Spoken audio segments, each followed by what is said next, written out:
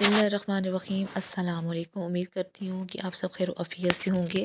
سات قیمتی موتی سیدنا ابو ذر رضی اللہ عنہ نے بیان کیا کہ میرے خلیل صلی اللہ علیہ وسلم نے مجھے 7 امور کا حکم دیا۔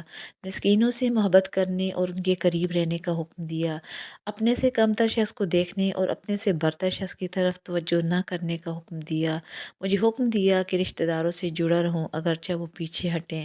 مجھے حکم دیا کہ میں کسی سے کوئی سوال نہ کروں، ہاتھ نہ پھیلاؤں۔ مجھے حکم دیا کہ میں حق بات کہوں اگرچہ وہ کڑوی ہو۔ مجھے حکم دیا کہ میں اللہ کے معاملے میں کسی ملامت کرنے والے کی ملامت سے نہ ڈروں، اور مجھے حکم دیا کہ میں کثرت سے لا حول ولا قوت الا باللہ پڑھوں، کیونکہ یہ کلمات عرش سے نیچے والے خزانوں میں سے ہیں، اور ایک روایت میں یہ ہے کہ یہ کلمات جنت کے خزانوں میں سے ایک خزانہ ہے۔ الحمدللہ۔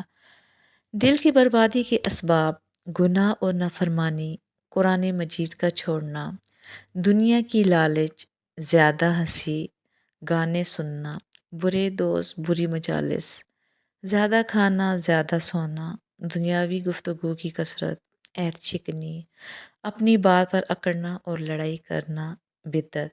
دنیا کی محبت اور گناہوں کی نحوست سے انسان کا دل وحشی بن جاتا ہے، جس کی وجہ سے دل میں خیر کی بات نہیں پہنچتی، یعنی اثر نہیں کرتی۔